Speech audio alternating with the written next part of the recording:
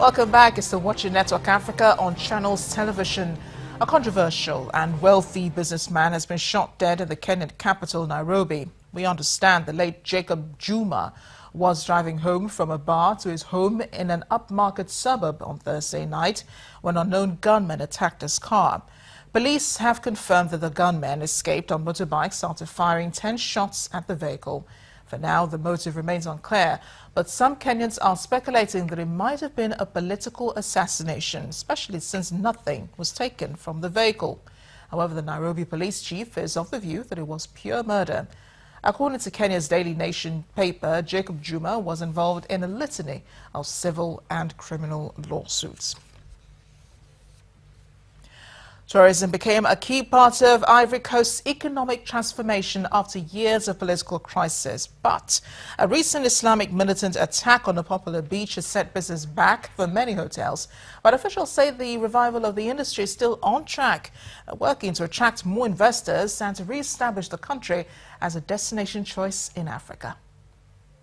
There were meant to be a state-of-the-art tuna fleet that would earn Mozambique millions of dollars in hard currency, create thousands of jobs and provide a cheap source of protein to one of the world's poorest countries. Instead, the 24 fishing boats rusting at their moorings in the capital are monuments to government mismanagement and generous lending by Western banks in an era of cheap global credit that have pushed one of Africa's biggest prospects into a deep debt crisis. The boats were paid for out of an $850 million loan arranged in 2013 by Credit Suisse and Russia's VTB to finance fishing infrastructure. The cash came in the form of a government-backed bond to state tuna fishing company Ematon.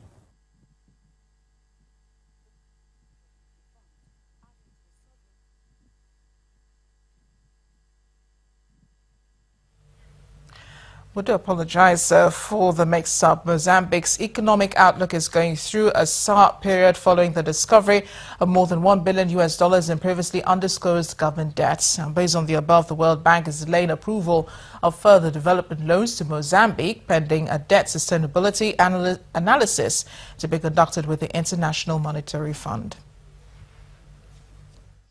There were meant to be a state-of-the-art tuna fleet that would earn Mozambique millions of dollars in hard currency, create thousands of jobs and provide a cheap source of protein to one of the world's poorest countries. Instead, the 24 fishing boats rusting at their moorings in the capital are monuments to government mismanagement and generous lending by Western banks in an era of cheap global credit that have pushed one of Africa's biggest prospects into a deep debt crisis. The boats were paid for out of an $850 million loan arranged in 2013 by Credit Suisse and Russia's VTB to finance fishing infrastructure. The cash came in the form of a government-backed bond to state tuna fishing company Ematon. Nearly 3 years later, the fishing project is defunct, adding to a sovereign foreign debt equal to 80% of GDP and likely to bankrupt the southern African nation.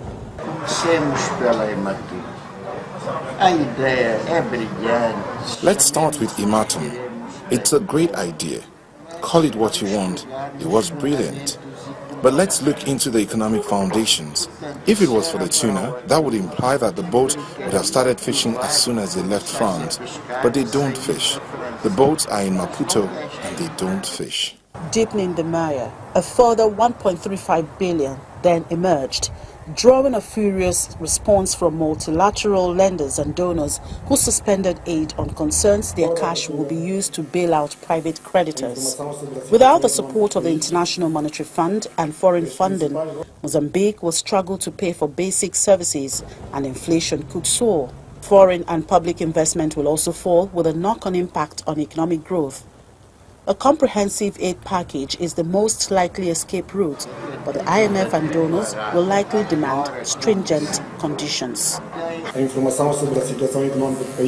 We are going to share with full openness the information about the economic situation in the country and the principal reasons for the economic difficulties that the country is going through. Mozambique emerged from 16 years of civil war in 1992 to become one of Africa's best performing economies, with growth averaging around 8% between 1996 to 2008. Prices of basics like bread and fuel are rising, and the public are beginning to realize the scale of the problem. Rumors of public demonstrations over the debt crisis last week prompted armed security forces to take to the streets in Maputo. There's a crisis, yes, but what are we going to do? Crisis or no, we're just going to work. Life can't stop, we have to carry on. We have to sort it out, to do everything possible for the dollar to go back to where it was. Mozambique's economic woes and recent violence could also be damaging for the tourist industry, which is underdeveloped, despite Mozambique having miles of untouched white sand beaches on the Indian Ocean. We can now bring you that report on Ivory Coast returning to becoming an attraction for investors and re-establishing the country as a destination choice in Africa. More than a month after Islamist militants killed 19 people on Ivory Coast Grand Bassam Beach, revelers are slowly returning to enjoy one of the country's top tourist attractions, sun and sand. On Sundays, swimmers come out in their dozens. But at hotels like Océan et Leguine, a beachfront guest house not far from the scene of the March attack for which Al-Qaeda in the Islamic Maghreb claim responsibility, beach hotel owners say they are struggling.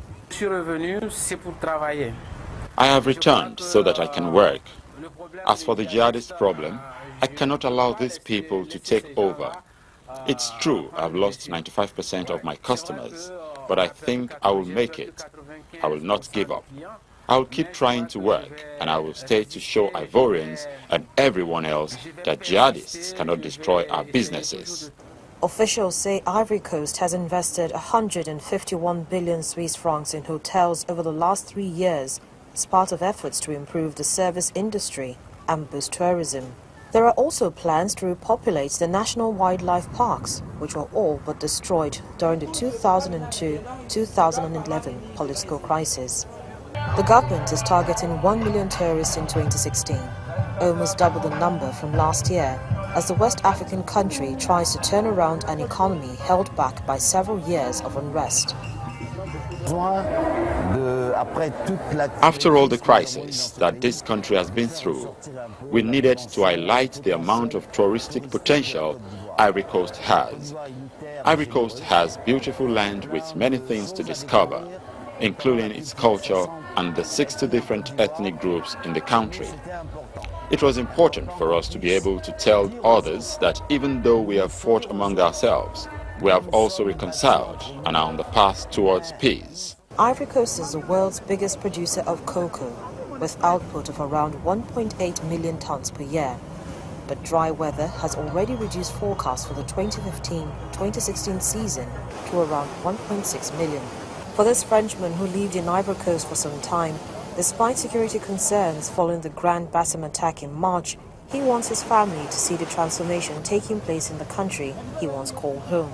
I think that Ivory Coast is waking up and becoming stronger after that difficult period. Now we can clearly see all the energy that is possible here. Tourism, which accounted for 4.8% of the GDP last year, is seen as a key sector to help diversify revenue sources for the leading economy in French-speaking West Africa. When we come back on Network Africa, Africa Tech segment focuses on the upcoming Information Communication Technology and Telecommunications Exhibition Conference in Lagos. Please join us again.